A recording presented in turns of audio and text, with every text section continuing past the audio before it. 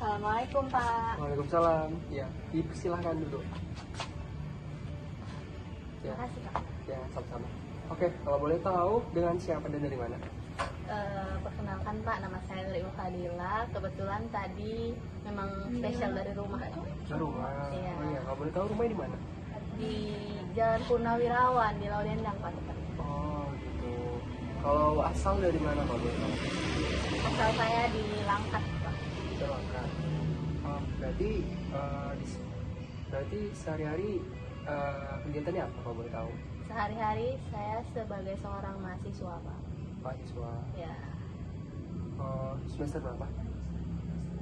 kebetulan sekarang sedang berada di semester akhir Pak. Terakhir. Setuju. Udah ujur ya? Iya. Kedua semesternya. Oke. Sebelumnya udah tahu kalau di sini kita dalam rangka kegiatan apa? Bimbingan konseling. Ya benar, tepat sekali. Nah, sebelumnya saya ingin tanyakan, Mbak sebenarnya pernah belum sih ikut kegiatan bimbingan konseling? Kebetulan ini pertama sekali saya melakukan bimbingan ini Pak. Oh berarti masih first time ya? Nah, oke. Sebelumnya perkenalkan diri saya terlebih dahulu. Nama saya Ditya Nanda. Saya berprofesi sebagai seorang konselor dan saya juga dosen di salah satu universitas di Kota Medan. Nah, perlu dan utama saya jelaskan bahwasannya bimbingan konseling ini merupakan suatu bentuk studi kajian ilmu yang memiliki perbedaan di antara studinya. Nah, yang pertama saya jelaskan bahwasan bimbingan itu adalah suatu bentuk kegiatan pemberian bantuan atau pembekalan terhadap seorang individu atau klien dalam membantu mempersiapkan dirinya untuk menghadapi masalah ataupun hal-hal yang ingin dicapainya. Secara ringkas dan ilmiahnya itu kayak suatu pemberian pembekalan lah, nasihat, terus aspek-aspek yang harus dipenuhi terlebih dahulu untuk menghadapi suatu tujuan gitu. Nah, konseling itu apa? Nah, jadi konseling ini adalah suatu usaha bantuan yang diberikan oleh seorang digarisbawahi seorang konselor kepada seorang klien dalam membantu klien tersebut menghadapi masalahnya, seperti itu. Nah, jadi dalam BK ini sendiri atau bimbingan konseling memiliki asas-asas. Nah, asas itu kayak pedoman itu kayak tulang punggung dari program tadi. Jadi dalam konseling ini, Mbak tadi siapa namanya? Mbak Dila ya. Nah, jadi Mbak Dila ada beberapa asas yang memang menjadi tumpuan dalam kegiatan ini. Yang pertama ada asas kerahasiaan. Nah, kemudian ada asas kesukarelaan. Kemudian ada asas keterbukaan.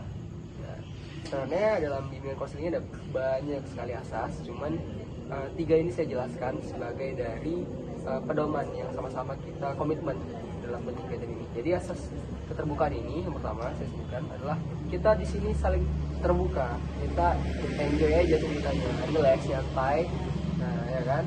Kemudian ada asas kerahasiaan. Nah pastinya dari obrolan kita ini kita nggak mau sampai keluar dari ruangan ini ataupun dari tempat ini gitu kan. Jangan sampai orang lain tahu isi pembahasan kita. Nah, jadi sama-sama kita komitmen jaga rahasia, ya kan. Kemudian ada asas kesukarelaan. Nah, jadi harapannya kita di sini sama-sama sukarela. Mbak di sini sukarela datang untuk konseling kepada saya dan saya juga sukarela memberikan bantuan dan juga upaya dalam membantu Mbak dalam menghadapi masalahnya. Seperti itu. Oke, yang kedua, apa boleh tahu? Mbak di rumah ada berapa orang bersaudara sih? Kebetulan saya 3 orang bersaudara. 3 orang bersaudara. Mbak anak berapa? Nah, terakhir. Berarti saudaranya itu yang pertama abang atau kakak? Pertama itu ada kakak, yang kedua abang. Nah, alhamdulillah kuliah juga dua-dua. Iya. Ya, alhamdulillah ya. Oke. Gimana sih kesannya menjadi mahasiswa tingkat akhir gitu? Ini penasaran nih. Katanya kata Mbak tadi, sahabat. Mbak tadi bilang Mbak seorang mahasiswa tingkat akhir. Apa sih kesan Mbak sebagai mahasiswa tingkat akhir? ternyata menjadi seorang mahasiswa tingkat akhir itu bebannya sangat banyak. Bebannya sangat banyak. Merasa Ditinju-tinju luar biasa berarti ya. Tapi seperti layaknya yang Tan Malaka sampaikan, terbentur. Nah, nggak sampai benjol kok. Berarti selama menjadi mahasiswa tingkat akhir ini udah mau selesai lah berarti ya? Iya, sedang tahap penyusunan. Tahap penyusunan. Kalau boleh tahu ya, apa sekiranya yang mengantarkan Mbak datang ke sini gitu? Kalau boleh tahu apa ya? Mungkin barangkali ada yang bisa saya bantu gitu, atau saya dengarkan. Jadi kebetulan kan seperti yang saya katakan tadi bahwa saya adalah mahasiswa semester akhir, dan saya merasa menjadi seorang mahasiswa di semester akhir ini bebannya sudah cukup banyak, dan hal itu membuat saya bisa dikatakan stres gitu kan Pak. Nah, kepikiran nanti tugas yang belum selesai udah datang lagi, masih terus mikirin untuk bimbingan sama dosen. Jadi pikiran-pikiran saya itu membuat saya sulit untuk tidur, atau bisa dikatakan insomnia gitu. Jadi susah tidur, kalau malam itu sering overthinking. Apakah kebetulan kan saya mahasiswa Stambuk 20 ya kan Pak, dan di perkuliahan itu kan 4 tahun. Nah, otomatis di tahun 2024 ini saya harus menyelesaikan studi saya gitu, dan ya kepikiran bisa nggak terkejar di tahun 2024 ini, dan hal itulah yang membuat saya seperti merasa insomnia. Cukup? Ada lagi yang mau disampaikan? Berarti setelah saya identifikasi dari masalah Mbak tadi ya, yang menjadi inti masalah tadi ternyata insomnia. Tapi dari insomnia tadi ternyata ada beberapa aspek kenapa Mbak tadi insomnia. Salah satunya beban tugas yang menumpuk sehingga Mbak tadi kewalahan, yang mengakibatkan Mbak tadi overthinking sehingga Mbak tadi stres dan susah untuk tidur. Oke. Nah, saya mau tanya juga nih, kalau sehari-hari Mbak bagaimana cara ngatur pola pembelajaran Mbak gitu dalam semester akhir ini? Sebenarnya saya itu orangnya yang suka menjadwal gitu kan. Nah, kegiatan sehari-hari itu sudah saya jadwal sedemikian rupa, sudah di list seperti itu. Akan tetapi karena memang di tugas akhir ini, apalagi sekarang kan lagi uas juga gitu kan Pak. Dan jadi tugas yang saya kerjakan itu semakin menumpuk gitu.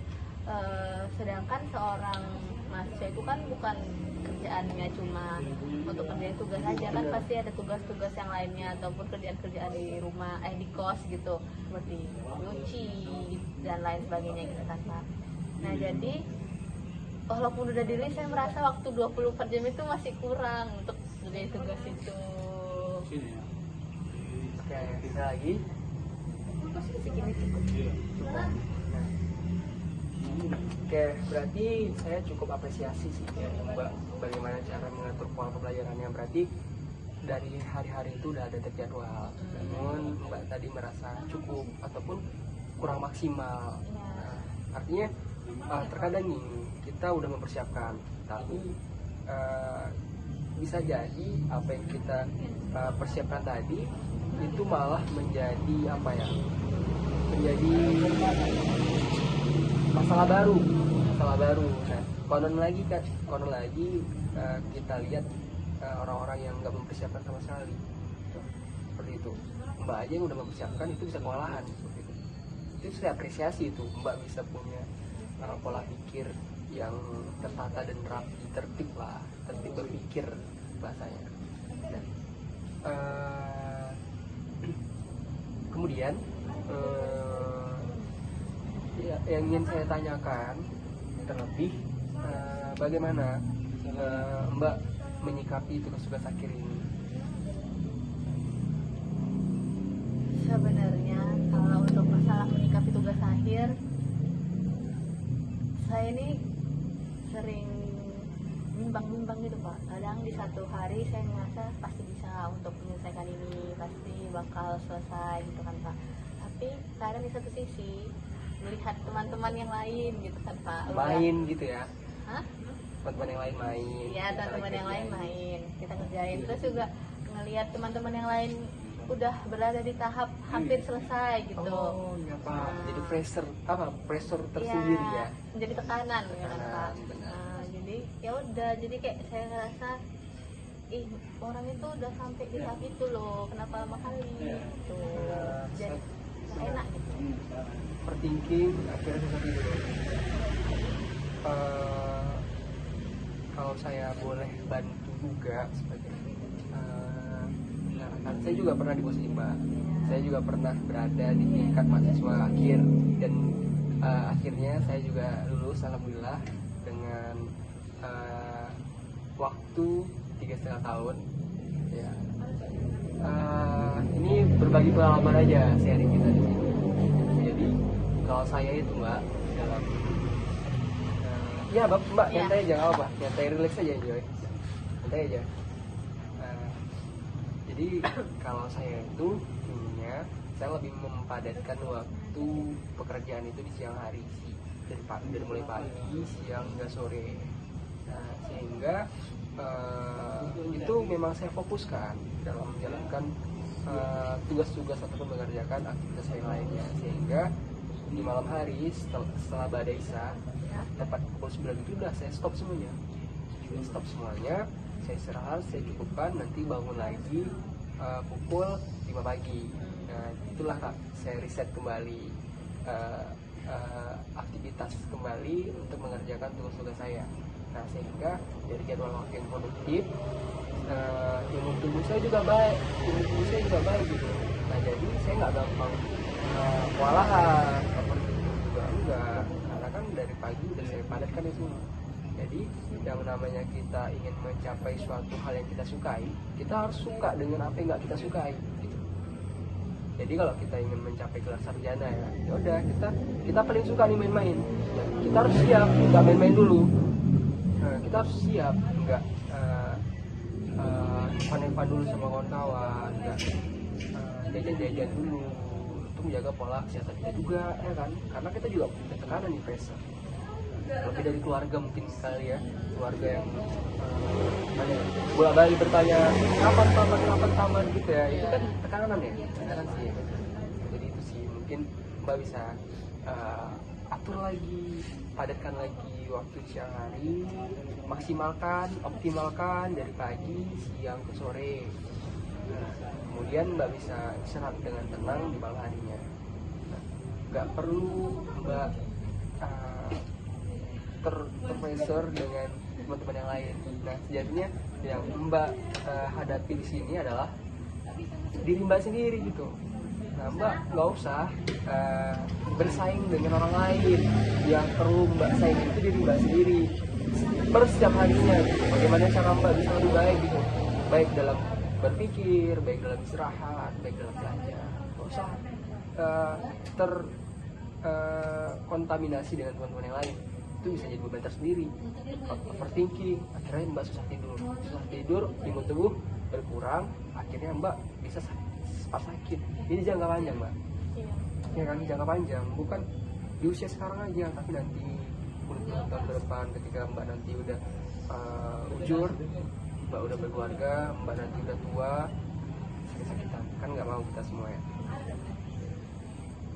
Jadi dari orientasi masalah yang udah Mbak sampaikan tadi, kita juga udah sampai klimaks pembahasan kita tadi, ya kan?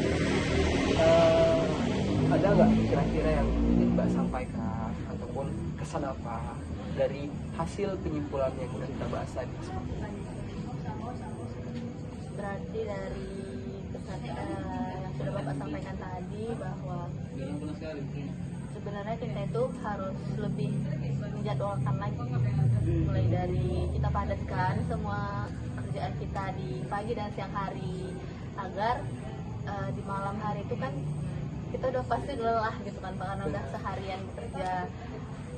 Dan untuk masalah overthinking, sebenarnya untuk overthinking itu agak sulit sekali. Jadi ya setelah mendengar apa yang Bapak sampaikan, mungkin saya akan lebih belajar untuk ya memang bukan orang lain yang menjadi tandingan kita, tetapi diri kita sendiri, untuk lebih meyakinkan bahwa sebenarnya semua orang itu punya masanya masing-masing. Dan saya akan lebih mencoba untuk menyusun jadwal dengan sebaik mungkin, mengurangi rasa overthinking. Pesan terakhir saya juga sama Mbak lebih mendekatkan diri sama keluarga juga, jangan jauh sama keluarga, karena sejauh ini yang menjadi penguasa itu keluarga.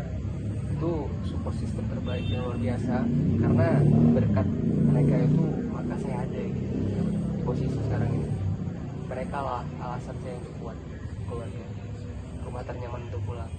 Jadi Mbak nggak usah overthinking dan berlebihan sehingga menyiksa hak tubuh yang seharusnya itu beristirahat, tapi Mbak renggut gitu. Zolim kita ya sama diri sendiri ya kan, enggak boleh seperti itu. Jadi dari setelah beberapa tahapan konseling udah kita jalankan, nah gimana kesan Mbak ataupun bagaimana tanggapan Mbak tentang proses konseling ini, mulai dari fasilitas yang ada, kemudian dari topik obrolan, kemudian dari bagaimana Mbak menyikapi proses konseling ini. Setelah saya melakukan konseling ini, saya merasa lega, saya merasa bahwa konseling itu ternyata menyenangkan, asik, dan tidak seperti yang saya bayangkan gitu. Dan ternyata memang dengan kita konseling, semua masalah jadi reda. Nah, iya seperti itu konseling. Nah, jadi konseling itu merupakan suatu ekspresi diri, bagaimana kita bisa merefleksikan diri, bagaimana kita bisa menjadi diri kita sendiri. Karena banyak asas di dalam proses konseling ini. Salah satu yang kita sebutkan tadi, menjadi komitmen kita dalam kegiatan ini, ada asas kerahasiaan, keterbukaan, dan kesukarelaan. Jadi tiga pondasi tadi cukup rasanya menjadi tulang punggung dari kegiatan kita ini, sehingga kita bisa nyaman untuk berkomunikasi antar personal kita. Seperti itu. Mungkin ada lagi dari Mbak sebagai penutup atau cukup? Oke, mungkin sekian dari proses konseling kita ini. Semoga saya doakan apapun yang menjadi urusan Mbak, yang menjadi hajat dan keinginan Mbak, Allah mudahkan, dan segala bentuk urusan Mbak itu Allah lancarkan dalam proses rangkaiannya. Semoga Mbak tetap kuat, tetap tegar. Semoga Mbak bisa cepat menyelesaikan studi pendidikannya 100% ini, kemudian jadi kebanggaan orang tua. Cukup. Baik, sekian dari.